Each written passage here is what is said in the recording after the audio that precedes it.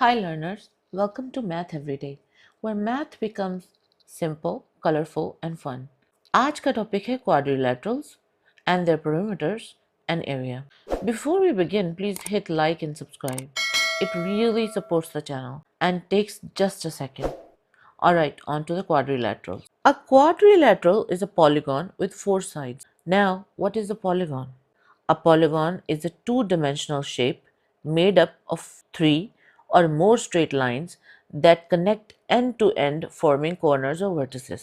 एक quadrilateral जो है वो टू डिमेंशनल शेप होती है जिसमें चार साइड्स होती हैं जो एंड टू एंड जुड़ी होती हैं जिससे कॉर्नर्स फॉर्म होते हैं ना and there must be straight lines not curved ones like a circle, straight lines. That's a quadrilateral. Okay, and अब हमने पॉलीगॉन से क्वाड्रिलेटरल को पॉलीगॉन कहा है. पॉलीगॉन में एक्चुअली ट्रायंगल्स भी आते हैं, पेंटागॉन्स भी आते हैं, हेक्सागॉन्स भी आते हैं, ऑक्टागॉन्स भी आते हैं एंड क्वाड्रिलेटरल्स भी आते हैं. तो जो क्वाड्रिलेटरल है वो भी एक पॉलीगॉन ही है. ठीक है, एक और बात है ना, टू डिमेंशनल. अच्छा, टू डिमेंशनल क्या होता है? टू डिमेंशनल मीनिंग जिसमें आपके पास लेंथ है और विड्थ है. इट्स अ फ्लैट, जैसे आप ड्राइंग बनाते हैं ना, किसी चीज़ की फ्लैट ड्राइंग बनाते हैं, जस्ट लाइक दैट, जो बिल्कुल फ्लैट है, डेप्थ नहीं है जिसमें. ठीक है, that's a two dimensional shape.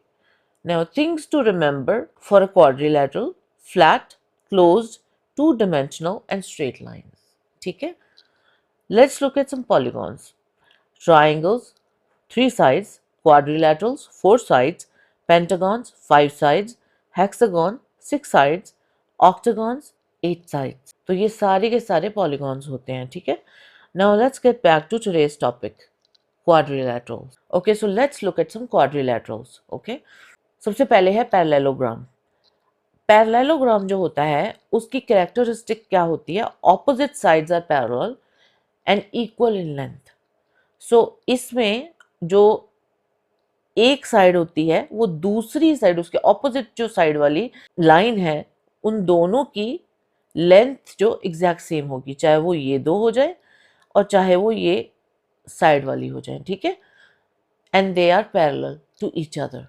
Okay, now square. जो स्क्वायर होता है, अब it's a parallelogram where all sides are equal in length and all sides form right angles.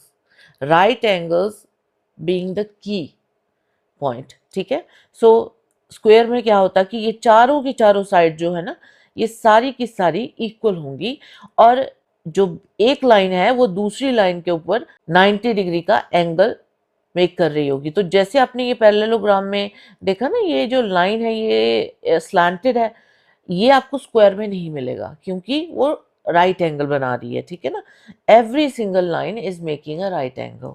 Next quadrilateral जो है हमारा वो है rectangle. It's a parallelogram where all sides form right angles and opposite sides are parallel and equal in length. तो जैसे square में होता है ना, वैसे ही इसमें भी सारी लाइनें जो हैं राइट एंगल फॉर्म कर रही होती हैं, लेकिन opposite sides are parallel and equal in length. तो नीचे और ऊपर वाली लाइन जो है वो दोनों एक दूसरे के पैरेलल हैं और इक्वल इन लेंथ है, और जो साइड वाली जो दोनों लाइंस हैं वो भी एक दूसरे के पैरेलल हैं और इक्वल इन लेंथ है. ठीक है, but they all form 90 degree angle, which means they can not be slanted और स्क्यूड. ठीक है, रोम्बस. जो रोम्बस है, it's a parallelogram where all sides are equal in length. Rhombus is basically like a square but slanted. ठीक है ना, इसमें सारी की सारी जो साइड्स है ना, they are equal in length. But एक स्क्वायर और रोम्बस में क्या फ़र्क है? रोम्बस की जो लाइंस है ना, वो 90 डिग्री का एंगल नहीं फॉर्म करती हैं. That's what makes them different. ठीक है, ट्रेपेजॉइड. जो ट्रेपेजॉइड है, it's a parallelogram that has two parallel sides that are called base 1 and base 2. sides do not have to be equal in length. Okay, so जो trapezoid है उसमें ये ऊपर वाली लाइन एंड ये नीचे वाली लाइन जो है, they are called base 1 and base 2 and they are parallel to each other. ये जो साइड वाली लाइंस है ना, they do not have to be equal, मतलब ये आगे पीछे हो सकती हैं. ठीक है ना, बट जो बेस 1 एंड बेस 2 है दे आर पैरेलल, ठीक है ना, एक दूसरे के बस उसमें चलेंगी, ये पैरेलल चलती रहेंगी, ठीक है। ऑलराइट, सो ये हो गए हमारे क्वाड्रिलैटरल्स। सो ऑलराइट, सो हमने ये तो लर्न कर लिया। अब इस हम क्वाड्रिलैटरल्स का perimeter जो है वो देख लेते हैं। perimeter, it is the distance around a two-dimensional object. To calculate the perimeter of a quadrilateral, we add the lengths of all distances, ठीक है। ये क्या कह रहा है कि जो perimeter है ना वो डिस्टेंस है। हमें जब भी कोई क्वाड्रिलैटरल दिया जाता है उसकी चारों साइड जो है ना उनका जो डिस्टेंस है, अगर हम एक पॉइंट से शुरू हो जाए, let's say we start from this D and then we go all the way around and then come back to here, right? ये इसका perimeter होगा, which means कि हमें perimeter निकालने के लिए क्या करना पड़ेगा, हम इसकी चारों साइड की लेंथ जो है ना वो अगर ऐड करेंगे तो हमें perimeter मिल जाएगा, ठीक है। वो जो perimeter है ये सबके लिए सेम फॉर्मूला है, ठीक है ना। तो let's look at some examples. Alright, so for example ABCD is the rhombus, find its perimeter। Okay, so हमारा जो perimeter है उसका फॉर्मूला क्या होगा, हमारा AB plus BC plus CD plus AD, ठीक है। अब हम क्या करते हैं, वैल्यूज इनपुट कर देते हैं। ए बी हमें कितना दिया हुआ है, 4 इंचेस। अगेन ये रोम्बस है, इसकी सारी जो साइड्स है ना उन सब का लेंथ जो है वो सेम होगा, ठीक है ना। तो 4 प्लस 4 प्लस 4, तो आंसर आ गया हमारा and that is in inches, ठीक है ना। 4 प्लस 4 इज 8 प्लस 4 12 प्लस 4 16, हमारा आंसर आ गया 16 इंचेस, ठीक है। Alright, so let's look at another one. ABCD is a rectangle. Calculate its perimeter. So perimeter की जो फॉर्मूला है वो होता है AB plus BC plus CD plus AC, ठीक है। अब इसमें हम एंटर कर देते हैं वैल्यूज हमारी। AB जो है हमारा 8 सेंटीमीटर है, BD जो है हमारा 5 सेंटीमीटर है, CD जो है हमारा वो है 8 centimetre and again AC is 5 centimetre. Now जो ये हमारा रेक्टेंगल है ना, तो रेक्टेंगल में हमें पता है कि हमारी जो ऑपोजिट लाइंस होती हैं वो उनकी लेंथ सेम होती है। तो इसमें जो AB और CD हैं ये दोनों ऑपोजिट है ना, तो दोनों की दोनों 8 सेंटीमीटर हैं, और AC एंड BD ये दोनों ऑपोजिट हैं, उनकी 5 सेंटीमीटर है, ठीक है ना। सो अब इनको प्लस कर लेते हैं। So 8 plus 5 is what, 13, 13 plus 8 is what, 21, 21 plus 5 26, so 26 centimetre is our answer, okay. तो हमने perimeter तो निकाल लिया। अब बारी आती है एरिया की। The area is the size of space inside a two-dimensional object. Area is measured in units squared. That basically means how many 1 foot squares we can fit inside the space that's given to us, right? So we calculate area of a parallelogram by multiplying base by height. This same formula applies to rectangle, rhombus, square and parallelogram. Now you may question that all these parallelograms have different shapes and you cannot fit a square everywhere, right? So in some of them the lines are slanted. So how is it that they all have same formula for the area? Okay, so to calculate area of a parallelogram, multiply base by its height, and this formula applies to rectangles, squares and rhombuses. So formula for area is equal to base into height, or you can write it as A is equal to B into H. Now you may question that all these parallelograms have different shapes and yet they have the same formula for area. And why is that? Even though some of them have lines that are slanted, so you can't really fit a square properly in them, right? So let's take a look that why we use the same formula for all parallelograms except for trapezoid, and then we will discuss why that is too. ठीक है? All right, so why is it that all parallelograms have the same formula to find its area? Because every one of them can be turned into a rectangle. Let's see how.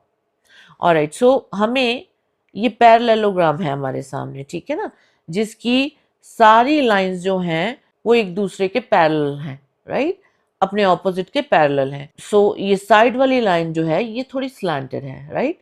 सो अगर इस तरह से हमें मिले तो ये इसका base और हाइट सेम कैसे हो सकता है, राइट. सो अगर हम यहाँ से ये जो स्लांटेड लाइन हमें दी है ना, अगर यहाँ से हम एक 90 डिग्री एंगल के ऊपर ये यहाँ से कट मारें तो ये जो हमारा पीस है ना, ये साइड वाला जो पीस है, हम इसको दूसरी साइड उल्टा करके रख लेते हैं. ये हम यहाँ से यहाँ ले जाते हैं, ठीक है, इस जगह पे.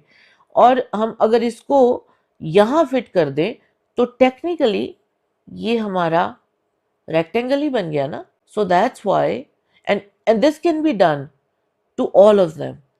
So that's why we have the same formula for area for all of them except for trapezoid. ठीक है? Now let's take a look at some examples for parallelograms. Area of parallelograms. ठीक है? Example. Calculate the area of parallelogram PQRS. ठीक है? So हमें यहाँ पे एक ये रेक्टेंगल दिया गया है, ठीक है, all of them are parallelograms. ये है PQRS. Q की जो लेंथ है वो है 7 फीट और RQ की जो लेंथ है वो है 4 फीट. और हमें बेस इनटू हाइट चाहिए और 90 डिग्री का एंगल है यहाँ पे. तो ये हमें पता है जो RQ है ये एक्चुअली हाइट है. तो let's take a look here. So area is equal to base into height, and given base is equal to 7 feet and height is equal to 4 feet. Now let's find area. area कितना हो गया हमारा? 7 feet into 4 feet. और answer क्या आया हमारा? 28 feet squared. ठीक है, ऐसे लिखते हैं इसको एंड उसको बोलते हैं हम फीट स्क्वायर्ड. ठीक है. ऑलराइट, नेक्स्ट क्वेश्चन देखते हैं. Calculate the area of the rhombus ABCD. ठीक है, ये हमें रोम्बस दिया हुआ है और ABCD इसका हमें एरिया ढूंढना है. इसमें हमें AB जो है उसका बेस है ना, तो उसकी लेंथ हमें दी गई है 8 सेंटीमीटर एंड ये जो स्ट्रेट लाइन बनी है यहाँ पे D से नीचे तक ये है उसकी हाइट और वो है हमारी कितनी? 9 सेंटीमीटर. ठीक है. सो हमारा एरिया कितना हो गया? फिर पहले तो फॉर्मूला लिख लेते हैं. B into H given base is equal to 8 centimetre and height is equal to 9 centimetre and let's find our area. 8 centimeter into 9 centimeter. Okay, so 8 into 9 centimeter. So 8 into 9 is what? 72 and centimeter squared. ठीक है, ये आ गया हमारा answer. Alright, दो और examples हम देख लेते हैं. Calculate the area of the square. तो हमें स्क्वायर दिया गया है और उसकी एक लाइन जो है वो हमें दी गई है 5 सेंटीमीटर. तो अगर आप याद करें जो स्क्वायर होता है उसकी कैरेक्टरिस्टिक्स क्या होती हैं? उसकी सारी साइड जो हैं वो बराबर होती हैं. तो अगर हमें एक साइड मिल गई है ना, then we know all the sides and they all form a 90 degree angle which means the side जो है उसकी वो उसकी हाइट है. सो area is equal to B into H and given base is equal to 5 centimeter and height is equal to 5 centimeter. Alright, so area हमारा हम ढूंढ लेते हैं. That is 5 centimeter into 5 centimeter, 25 centimeter squared. ठीक है. एक और example. Calculate the area of a rectangle. Now again जो रेक्टेंगल है उसकी ऑपोजिट साइड्स जो होती हैं वो पैरेलल होती हैं और इक्वल होती हैं, और हर एक लाइन जो है एक दूसरे के अगेंस्ट जो है 90 डिग्री का एंगल बनाती है। तो इसमें हमें दिया गया है कि जो इसका बेस है वो 7 इंचेस है और जो हाइट है इसकी वो 4 इंचेस है। So let's solve this. A is equal to B into H, and given base is equal to 7 inches and height is equal to 4 inches. And let's find our area, that is 7 inches into 4 inches, and that is 28 inches squared. Answer आ गया हमारा, ठीक है ना। Alright, सो अब बारी आती है area of a trapezoid. To calculate area of a trapezoid use the formula A is equal to 1/2 height into brackets base 1 plus base 2 bracket closed. तो ये वाला फॉर्मूला हम ट्रेपेजॉइड का एरिया निकालने के लिए करते हैं। और वो क्यों करते हैं? क्योंकि जो ट्रेपेजॉइड के साइड्स है ना, कोई भी जो लाइंस हैं they don't have to be equal. तो क्योंकि वो लाइंस जो होती हैं वो आगे पीछे हो सकती हैं ना, तो इसलिए हम उसमें बेस इनटू हाइट नहीं कर सकते, क्योंकि उनकी उसकी लाइंस एग्जैक्टली सेम नहीं होती हैं। तो उसके लिए हमने क्या किया कि हम ट्रेपेजॉइड को बीच में से काटते हैं, ठीक है ना। यहाँ से हमने सेंटर में से अगर हम ट्रेपेजॉइड को काट करके ये जो ऊपर का पीस है ना, बेसिकली अच्छा पहले तो मैं ये बता दूं आपको, इसमें दो बेसिस होते हैं, ये बेस 1 है और ये ऊपर वाला जो है दैट इज बेस 2, ठीक है। तो हमने इसको सेंटर से काटा और जो ये ऊपर वाला हिस्सा है इसको हम उठा के नीचे ले आए, ठीक है ना। और जब हम नीचे लेके आए तो हमने इसको फ्लिप करके ये ऊपर वाला बेस जो है ना यहाँ पे नीचे आ गया, और ये बीच वाला जो पोर्शन है ना ये उल्टा हो गया ना, तो यहाँ पे आ गया। और इस तरह से अगर हम ये ऊपर वाले पीस के अलावा अगर हम इसको देखें, ये पूरा का पूरा दिस इज अ पैरेललोग्राम, ये पैरेललोग्राम है ना हमारा। तो इसमें लेकिन ये अब बड़ा हो गया ना पैरेललोग्राम, तो इसमें हम क्या करते हैं कि ये हमारा बेस 1 है और ये हमारा बेस 2 है यहाँ पे। तो हम बेस 1 और बेस 2 को ऐड करते हैं, that's what you see in the formula, ठीक है।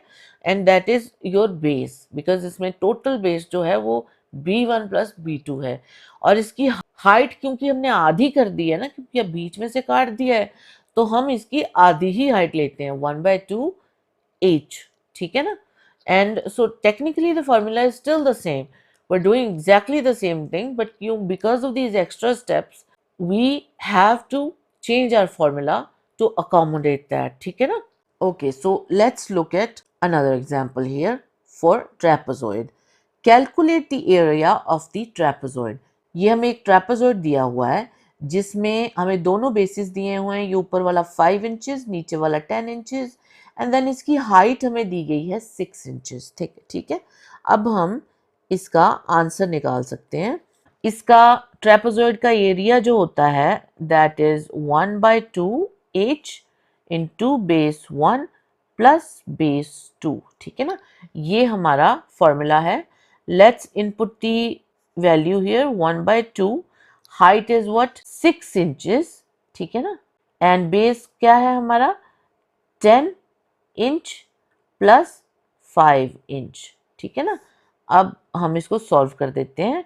सबसे पहले तो ये जो 2 है हमारा ना, ये 6 के साथ डिवाइड हो सकता है फॉर 3, एंड देन इनसाइड अब हमारा कितना आया, ये 3 इंच, और ये अंदर हमारा कितना हो गया 15 इंचेस, ठीक है ना।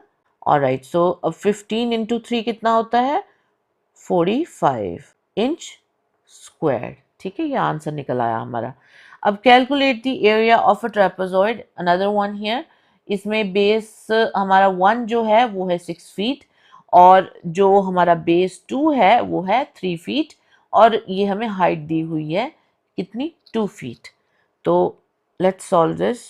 Area is equal to 1/2 height into B1 plus B2।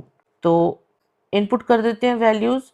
Value हो गई हमारी, यहाँ पे हो गया हमारा 2, और ये बेस 1 जो हो गया हमारा 6 प्लस 3। ये 2 के साथ तो 2 कैंसिल हो गया हमारा, एंड 6 प्लस 3 कितना था हमारा 9 फीट स्क्वायर। ठीक है ना, ये आंसर आ गया हमारा सेकंड एग्जाम्पल का। Alright, now let's look at compound shape. ठीक है, how do we calculate the area of a shape that doesn't fall under one shape. मतलब एक ऐसी शेप जो एक शेप को बिलोंग ही नहीं करती है, तो ऐसी शेप का अगर हमें एरिया ढूंढना हो तो वो हम कैसे ढूंढेंगे, है ना।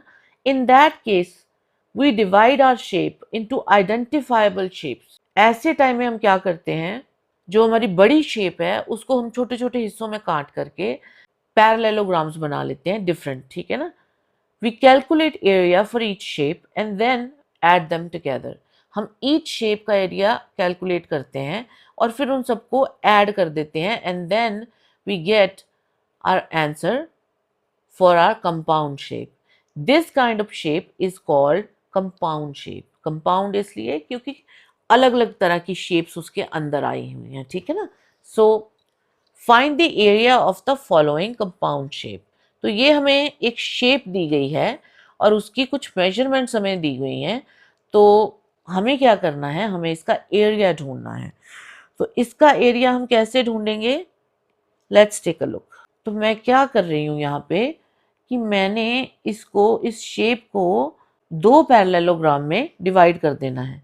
ये एक तो मैं यहाँ से डिवाइड कर रही हूँ ना, ये रेड लाइन जो मैंने, ये अगर मैं यहाँ से काट दूँ इसको, तो अब ये मेरे पास दो अलग अलग रेक्टेंगल्स बन गए हैं ना। अब हमें क्या करना है कि हमें इन दोनों का अलग अलग हमें एरिया निकालना है। तो अगर हम इसको R1 लिख देते हैं और इसको R2 लिख देते हैं, ये हमारा रेक्टेंगल 1 और रेक्टेंगल 2। ठीक है ना, तो अब हम ऐसे करते हैं कि जो रेक्टेंगल 1 है उसकी बेस और हाइट तो हमें दिख गई। क्यों, क्योंकि ये जो साइड है ना, ये जो ऊपर वाला ये 12 इंच हमें बताया गया है ना। अब रेक्टेंगल का ऑपोजिट साइड जो इक्वल होती है ना, तो अगर ये 12 है तो ये भी 12 ही होगा, है ना। ये पूरा का पूरा हमने यहाँ से काट दिया तो ये पूरा का पूरा लंबा रेक्टेंगल बन गया। और ये साइड जो है हमारी, ये है 5 इंचेस जो शॉर्ट वाली है। ठीक है ना, तो दैट मीन्स कि हमारा एरिया जो है इन दोनों को मल्टीप्लाई करके हमें मिल जाएगा। So let's find area of R1।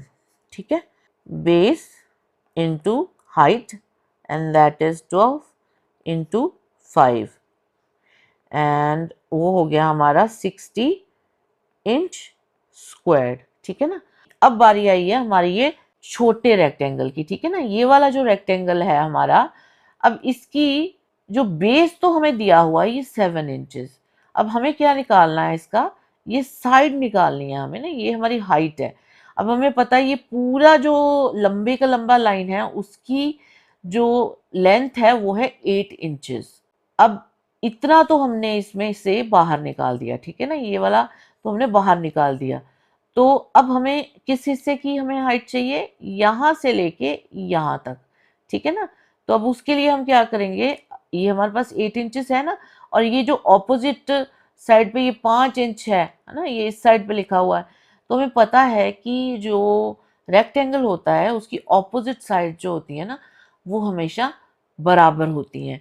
तो अगर ये 5 इंचेस है ना, तो ये भी 5 इंचेस ही होगा। तो अगर हम 8 में से 5 इंचेस निकाल दें तो जो बाकी बचेगा वो इसकी लेंथ हो जाएगी नीचे वाले की। ठीक है ना, so let's take a look here for R2 height 8 minus 5 and that is 3 inches। ठीक है ना, सो दैट मीन्स कि हमारी जो ये वाली लेंथ है ना, ये हो गई हमारी 3 इंचेस। ठीक है, हमने निकाल ली हुई। ऑलराइट, सो दैट मीन्स हमारी ये वाली जो लाइन है इसकी लेंथ हो गई हमारी 3 इंचेस। ठीक है, अब हम इसको इनपुट कर सकते हैं and we will do the rest of our sum, and that is area of R2 is equal to base into height, and that is 7 into 3, and उसका आंसर आ गया हमारा 21 इंचेस स्क्वायर्ड। ठीक है, अब हमें टोटल का एरिया ऑफ कंपाउंड शेप बताना है, is equal to R1 plus R2, and that is 60 plus 21, तो ये हो गया हमारा कितना 81 इंचेस स्क्वायर्ड। सो ये हमारा आ गया आंसर इसका। ठीक है, एक और है, find the shape of the following compound shape. अब ये हमें ये एक शेप दी गई है। ठीक है, अब इसमें हमें पीसेस बनाने हैं। ठीक है ना, सो सबसे पहले तो हम क्या करते हैं, ये रेड में है तो डिफरेंट कलर में बनाती हूँ मैं। ठीक है ना, तो सबसे पहले तो हम क्या करते हैं, यहाँ से मैं एक कट मारूंगी। ठीक है ना, दैट मीन्स ये मेरा एक लाइन बन गई। उसके बाद ये जो लाइन है यहाँ से मैंने स्ट्रेट कट मारा, ये हमारा एक और रेक्टेंगल बन गया। ठीक है, अब एक ये यहाँ पे छोटा सा है जो बीच में से कटा हुआ है, तो हम एक यहाँ पे बना देते हैं। तो अब जो है हमारे पास ये अलग अलग रेक्टेंगल्स बन गए हैं। ठीक है, इनका सबका हमने एरिया निकाल लेना है और उन सबको हमने एंड में ऐड कर देना है। लेकिन वो करने से पहले हम क्या कर देंगे कि हम ना इन सबको नाम दे देते हैं। ठीक है, ताकि हमें पता रहे कि हम क्या कर रहे हैं। तो सबसे पहले तो हमारा ये हो गया R1, दिस इज R2, उसके बाद ये रहा हमारा R3, and then this is R4। ठीक है, alright, let's take a look now. So R1 का एरिया निकालने के लिए हमें चाहिए बेस एंड हाइट, जो दोनों हमारे पास हैं। क्योंकि हमारा बेस जो है ये है 2 फीट और ये 8 फीट साइड वाली लाइन जो है ये हमारी हाइट है। ठीक है, तो पहले तो ये निकाल लेते हैं, that is 2 into 8, 16 feet squared. ठीक है, ये हमारा आ गया इसका एरिया। अब हम कौन सा निकालेंगे, अब हम ये बड़ा वाला निकाल लेते हैं। ठीक है ना, R2 निकालते हैं। तो R2 को निकालने के लिए हमें थोड़ा सा कैलकुलेशंस करनी पड़ेंगी। और वो कैसे हम करेंगे कि एक तो हमारी ये जो साइड है हमें चाहिए, और एक हमें जो इसका बेस है वो हमें चाहिए।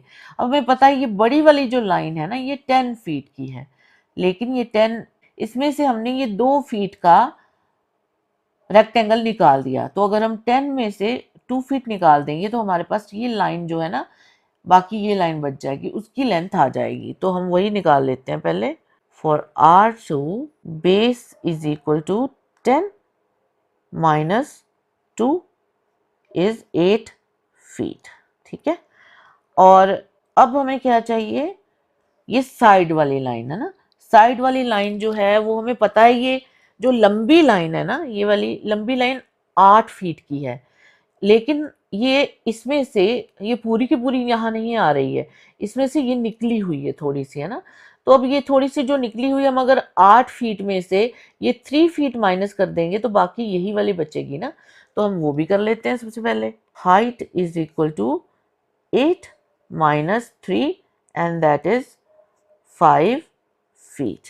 अब हम क्या करते हैं कि ये जो हमारे पास हमने कैलकुलेशन की है ना, जो इनको हम लिख लेते हैं। ठीक है ना, ये यहाँ पे हमारा है ये 8 फीट और यहाँ पे हमारा है ये 5 फीट। ठीक है, ये हो गई हमारे पास। अब हम इसकी कैलकुलेशन कर लेते हैं। ठीक है ना, so area of R2 is equal to base into height. So ये हो गया हमारा 8 into 5, and that is 40 square feet. ठीक है, ऑलराइट, ये आ गया हमारा इसका आंसर। अब हम नेक्स्ट करते हैं R3। तो जो R3 है हमारा वो है ये वाला हिस्सा। ठीक है ना, जो R3 है उसका ये जो नीचे वाला जो बेस है वो तो हमें दिया हुआ है 3 फीट, है ना। हमें क्या चाहिए, ये साइड वाली लाइन। ठीक है, अब ये साइड वाली लाइन जो है ये एग्जैक्ट सेम है ये 3 फीट के, क्योंकि ये लाइन जो है ना, ये पूरी की पूरी जो हमने मारी थी यहाँ पे, ये बिल्कुल पूरी एक लाइन ही है। तो ये इसका मतलब है ये जो हाइट है ना, ये 3 फीट हुई। तो हम क्या करते हैं, पहले तो हम इसमें अपनी वैल्यू इनपुट कर देते हैं। ये हमारी कितनी है, 3 फीट। तो ये वैल्यूज हम सारी की सारी यहाँ लिख लेते हैं, ठीक है। So for area of R3 base into height is equal to 3 into 3, that is 9 feet squared, ठीक है। ये आ गया। अब बचा हमारा कौन सा, R4। now R4 जो है वो बिल्कुल अंदर छोटा सा हमारा स्क्वायर है ना। तो हम यहाँ पे इसकी हमें हाइट दी हुई है, हमें इसका बेस ढूंढना है ना। तो बेस ढूंढने के लिए हमें थोड़ी सी कैलकुलेशंस करनी पड़ेगी। हाइट तो हमें मिल गई, यहाँ पे ये 2 फीट दी हुई है ना। तो हम क्या करते हैं, ये बेस ही हमें ढूंढना है ना। तो अगर हम ये वाली जो लाइन है ना, ये लाइन देखें, ये पूरी 8 फीट की लाइन है। इसमें से ये वाला जो पोर्शन है ये 3 फीट का है, ठीक है। और इधर वाला जो ये पोर्शन है ये भी 3 फीट का है, क्योंकि ऑपोजिट्स आर सेम। ये 3 फीट है ना यहाँ पे भी, तो यहाँ भी 3 फीट हुआ। तो अगर हम 8 फीट में से ये 3 फीट और ये 3 फीट निकाल दें, तो जो बाकी बचेगा ना, वो ये वाली लाइन की लेंथ हो जाएगी। तो let's do that for R4। तो हाइट तो हमारे पास है ना, तो हमें बेस चाहिए ना। तो base is equal to 8 minus 3 minus 3, ठीक है। अब ये हो गया हमारा कितना, 2 फीट। अब हमारे पास ये इसका आंसर आ गया ना। तो लेट्स इनपुट द वैल्यू। तो हमें जो हमें चाहिए उसकी लेंथ है 2 फीट। और अब हम इसका एरिया निकाल लेते हैं, ठीक है ना। So area of R4 is equal to 2 into 2, that is 4 feet squared. Now total area of compound shape is equal to area of R1, R2, R3, R4, ठीक है ना। ये हमारा आंसर आ जाएगा। So let's input values. Alright, तो सबसे पहले तो हमारा जो एरिया ऑफ R1 है दैट इज राइट हियर, ठीक है ना। उसके बाद हमें मिला area of R2 that is right here. R3 का एरिया हमारा ये यहाँ मिला, और R4 का हमें यहाँ मिला। अब इन सबको हम क्या करेंगे, हम ऐड कर देंगे। So that is 16 plus 40 plus 9 plus 4। Answer कितना आया हमारा, let's take a look here. Alright, इन सबको हम ऐड कर लेते हैं। तो लेट्स सी, 40 प्लस 16 कितना हो गया, 56। 56 प्लस 4 कितना हुआ, 60। 60 प्लस 9 कितना हो गया, 69। सो 69 फीट स्क्वायर्ड आंसर आ गया हमारा, ठीक है ना। Alright, and that concludes our quadrilateral session. Great job today. If you enjoyed learning with me today, then please hit like and subscribe for more easy math lessons every week, only on Math Every Day. Until next lesson, keep learning and keep smiling with Math Every Day. Take care. Bye bye.